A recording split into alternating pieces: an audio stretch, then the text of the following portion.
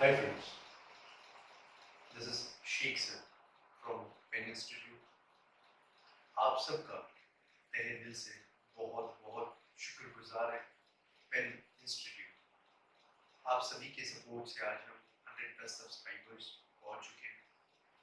आपने हमें पसंद फरमाया और हम आज चाहते हैं कि इस लॉकडाउन में किसी भी स्टूडेंट्स की किसी भी तरीके से उनकी पढ़ाई का कोई नुकसान ना हो, इसीलिए हमने इस सीरीज को स्टार्ट किया है जहाँ पे हम कॉमर्स के स्टूडेंट्स को सपोर्ट करते हुए उनके लिए हमने इस सीरीज को लॉन्च किया है, जहाँ पे हमने अकाउंट्स जो इन सबका फेवरेट सब्जेक्ट है उसे स्टार्ट कर दिया। आज हम इसके सेकंड पार्ट की तरफ जा रहे हैं, जहाँ पे हम जो फर्स्ट चैप्टर हमने स्टार्ट किया है जिसका नाम है पार्टनरशिप फाइनल अकाउंट, उसी फर्स्ट चैप्टर का सेकंड पार्ट जहां पे आज हम पोस्टिंग करना सीखेंगे। मैं आपको बताना चाहूंगा इस सीरीज के अंदर हम जो भी चैप्टर को हाथ लगाएंगे उसे कुछ इस तरीके से सॉल्व करने की कोशिश करेंगे। सबसे पहले उसका फॉर्मेट, दूसरा उसकी पोस्टिंग। अगर आपको पोस्टिंग समझ में आ जाती है फिर उसके बाद हम उससे रिलेटेड एडजस्टमेंट सॉल्व करेंगे और फिर लास्ट में उसे बैलेंस करना सीखेंगे। इसी तरीके से हम हर एक चैप्टर को आप तक पहुंचाएंगे।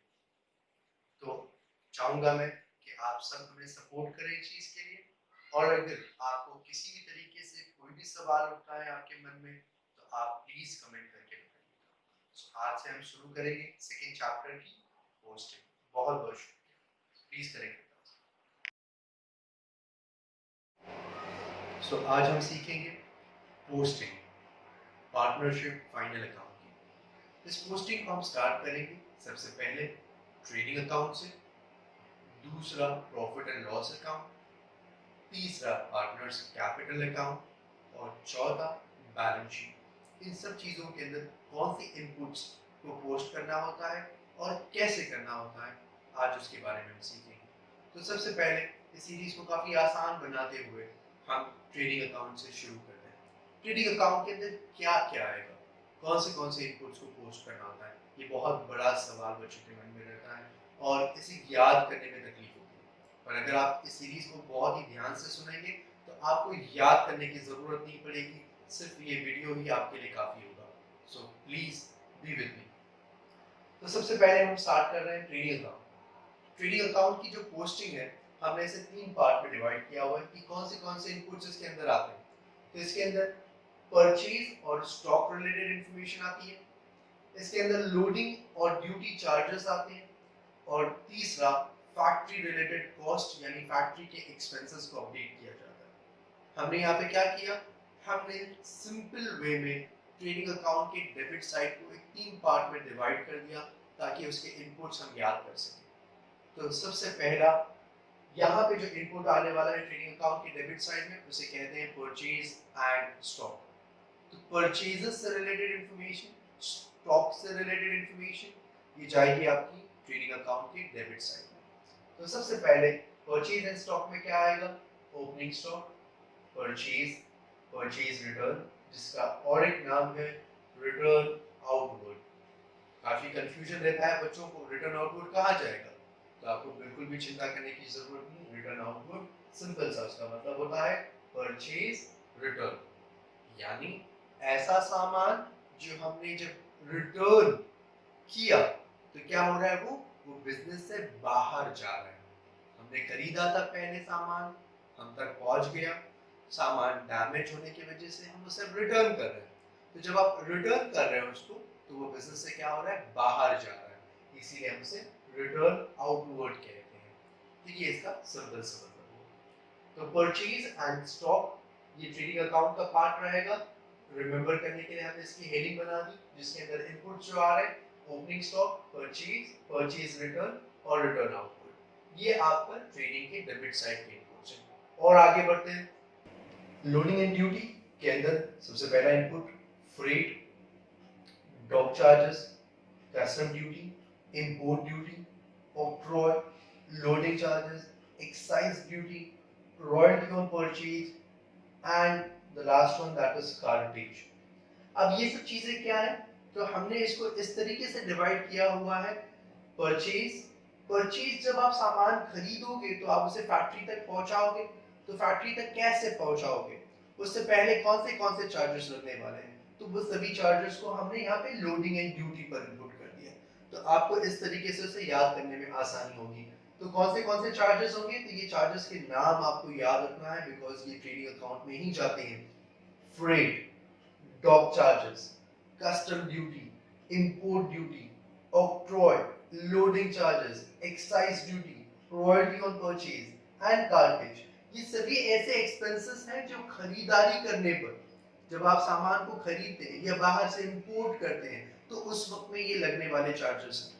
काफी सिंपल से है, इसका इनपुट सिर्फ और सिर्फ ट्रेडिंग अकाउंट के डेबिट साइड में ही आता है। तो आपको इस तरीके से इसे याद रख सकते हैं कि ये लोडिंग के चार्जेस है, दैट मींस खरीदारी करते वक्त के चार्जेस हैं, इसीलिए ये ट्रेडिंग अकाउंट के डेबिट साइड में जा रहा है।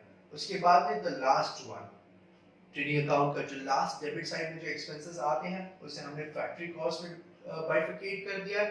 फैक्ट्री के rent and rates, factory insurance, factory lighting and heating, काफी आसान है याद करने के लिए।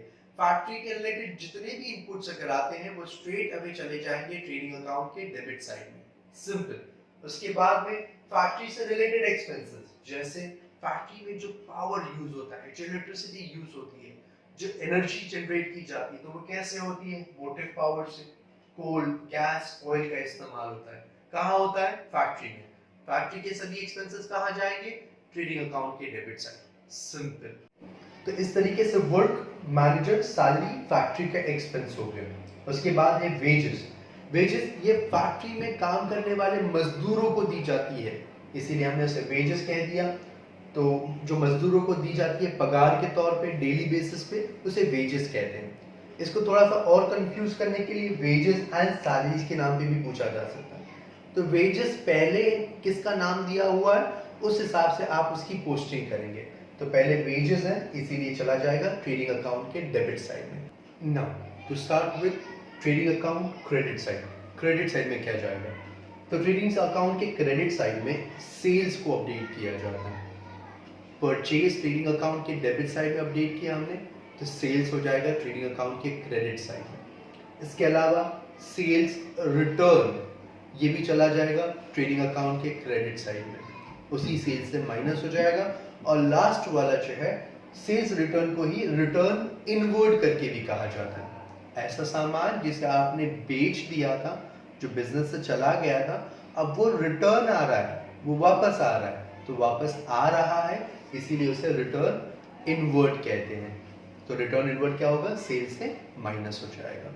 उसके अलावा यहाँ पे क्लोजिंग स्टॉक और बाकी बहुत सारी स्टॉक्स से रिलेटेड इंफॉर्मेशन आती है जो हम एडजस्टमेंट में सीखेंगे, इसीलिए फिलहाल मैं इसको यहाँ पे ही एंड कर रहा हूँ। तो ट्रेडिंग अकाउंट का डेबिट साइड हमने पहले सीखा, फिर ट्रेडिंग अकाउंट का क्रेडिट साइड। इस तरीके से पूरी ट्रेडिंग अकाउंट की पोस्टिंग कंप्लीट हो गई गाइस। तो आप इसे प्लीज एक बार रिवाइंड करके देख लीजिए ताकि आप उसे याद कर सकें। Thank you.